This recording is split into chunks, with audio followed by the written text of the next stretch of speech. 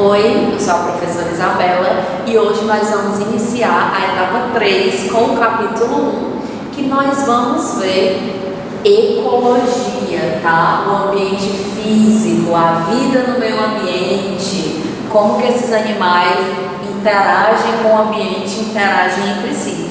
Então, ecologia, eco significa casa e logia significa o estudo. Então, a ecologia ela é uma área da ciência que vai estudar a casa, o ambiente, o habitat dos seres vivos e a relação que eles têm com outros seres vivos. Então, hoje nós vamos ver alguns conceitos importantes que vocês devem ter em mente durante todo esse capítulo que nós vamos ver. Então, o primeiro conceito que vocês devem ter em mente é o que é fauna. Fauna é o conjunto de animais, de seres vivos que vivem ali naquela região, em determinada comunidade ou ecossistema.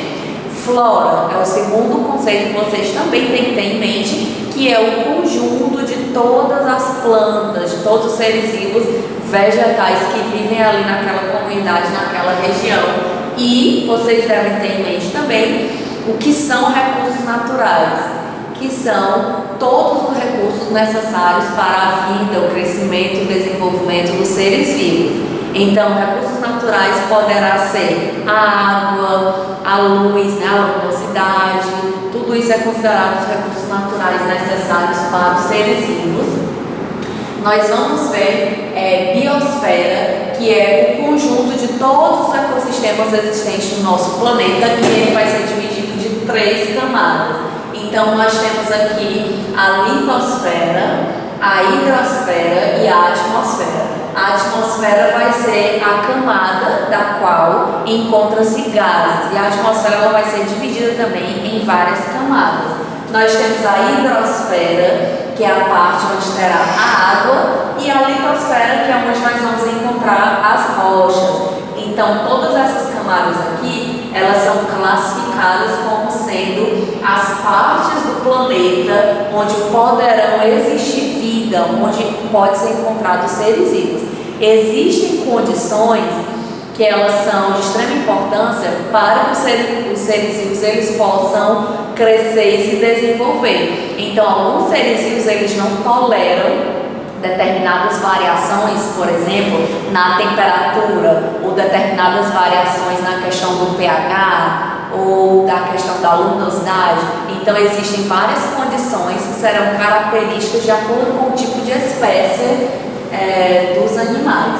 Aqui nós temos a representação dos limites extremos da biosfera. Nós temos aqui o Monte Everest, que ele é conhecido como a parte mais alta, o pico mais alto, a altitude mais alta, que tem 8.848 metros, e ao extremo aqui, nas profundidades, nós temos aqui a Fossa das Marianas, que tem 10.911 metros de profundidade, tá? Então, animais, eles podem ser encontrados também nesses extremos, porém, são animais que eles vivem em condições bem diferentes.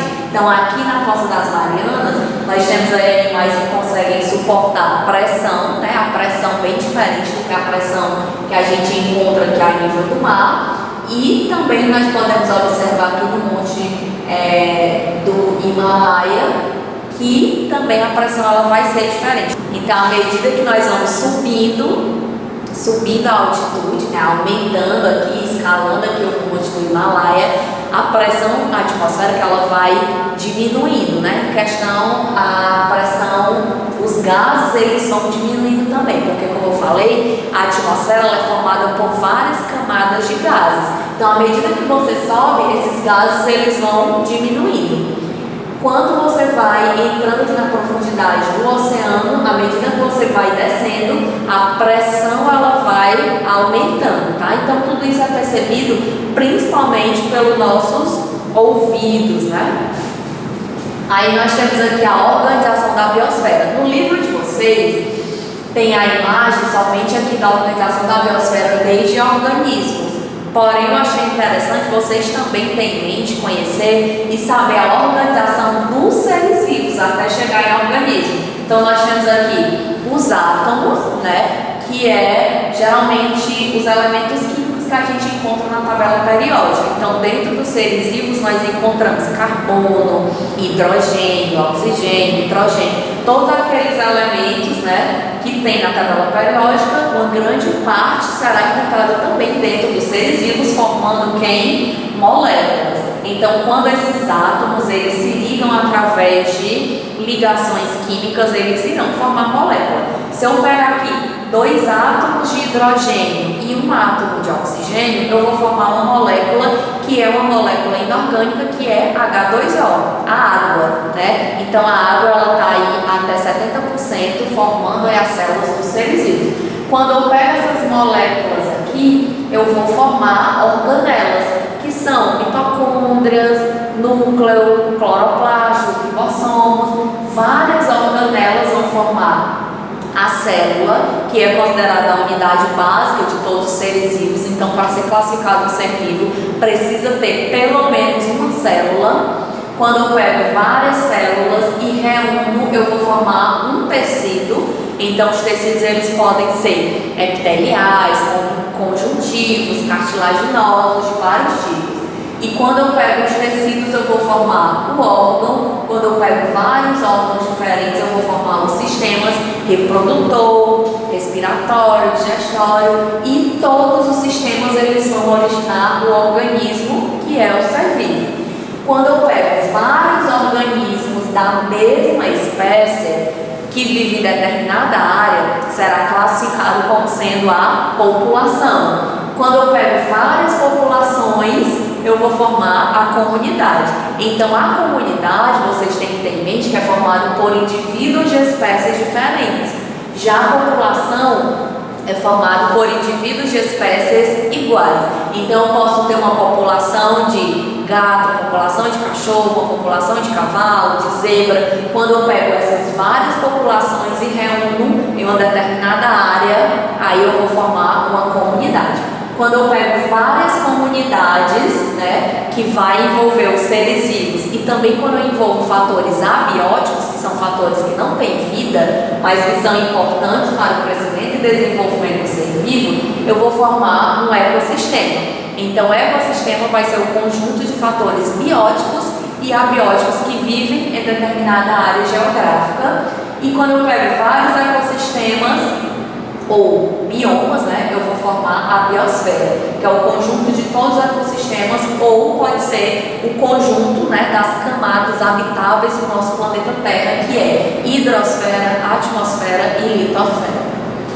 E aí nós temos também outro termo que ele geralmente é muito confundido, que é o habitat, é confundido com nicho ecológico. Então, o habitat é como se fosse o endereço da espécie, é o local da qual ele vive, é o lugar que ele mora. Então, essa espécie ela poderá ter um habitat amplo ou um habitat mais específico. Geralmente a gente fala assim, nós encontramos o peixe, o boto rosa na floresta amazônica. Aí seria o habitat mais amplo dele, né? Mas se eu falar que o boto cor-de-rosa é encontrado na bacia hidrográfica lá da floresta amazônica, que vive dentro das águas, aí é algo mais específico, tá? Aqui eu coloquei uma imagem de uma tartaruga, né? A tartaruga, elas são marinhas, então elas vivem em um habitat que é de água salgada. E aqui eu tenho um urso polar, que o habitat dele é viver lá no polo, né? No polo ártico, tá? Então os ambientes que esses animais vivem são extremos, né?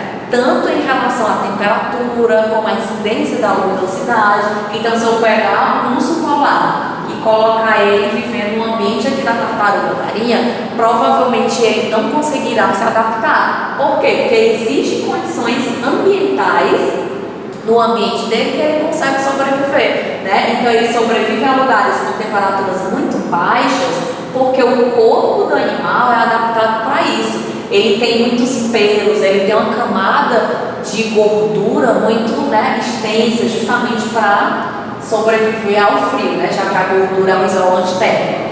E a tartaruga também terá adaptações para viver no ambiente da qual ela é encontrada.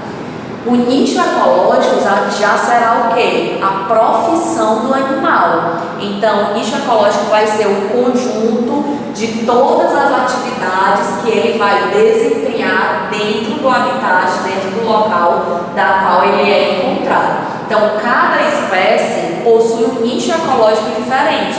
As espécies não podem pertencer ao mesmo nicho ecológico. Por quê? Porque senão vai gerar um princípio da exclusão, vai gerar competição. Se determinada espécie se alimenta da mesma coisa, se ele tem os mesmos hábitos diurno ou noturno, se ele vai ter os mesmos parceiros reprodutivos, eles não podem, ocupar o mesmo nicho, porque senão um vai acabar ou sendo excluído daquele ambiente, ele vai ter que migrar para outro local, ou ele vai acabar mesmo entrando em extinção. Aqui eu tenho um exemplo de nicho ecológico que é todas as atividades desempenhadas pelo macaco. No caso aqui ele é um primata, né? Então ele vai ter um tipo de alimentação, ele terá parasitas, né, que vão parasitar aqui o corpo do animal, ele vai ter determinados predadores, ele vai se relacionar com outros macacos, ele tem um local próprio para se reproduzir, ele vai tolerar determinada temperatura, determinada umidade. Então, tudo isso que eu citei para vocês, né, todo esse conjunto de atividades desempenhadas pelo macaco no ambiente onde ele vive é o nicho ecológico. E ecótono, o que é isso? O ecótono vai ser uma área de transição entre dois ecossistemas ou entre dois biomas. Então, nós temos aqui o ecossistema 1 e o ecossistema 2, e a área de transição, a área de encontro desses dois ecossistemas, nós vamos denominar de ecótono. Então, um bioma que geralmente é muito conhecido é o Pantanal, né? Então, o Pantanal, muitos cientistas acreditam que é um bioma e outros falam que é um ecótono. O ecótono ele vai ser classificado como ele tem uma área geográfica bem pequena, né, em relação aos outros biomas. Então, ele tem uma área geográfica pequena, porém ele terá uma quantidade, uma biodiversidade, tanto de animais como de plantas bem maiores do que no ecossistema 1 e no ecossistema 2. Tá? Então aqui, no caso do Pantanal, a gente encontra uma variedade muito grande de animais. Animais esses que, na maioria das vezes, são endêmicos, são encontrados somente naquela região. Tá? E para casa, vocês vão fazer uma pesquisa que é sobre o princípio de Gauss. Vocês vão pesquisar o que é isso. O que é que esse princípio afirma, tá? E aí vocês vão escrever, vão desenhar também o gráfico que existe, que o Gauss fez, desenvolveu, e aí vão enviar para o meu e-mail ou vão enviar para o meu Instagram lá, tira foto e manda, ou poderão também, além da foto, poderão escrever no próprio e-mail, tá? Não tem problema. Aí vocês coloquem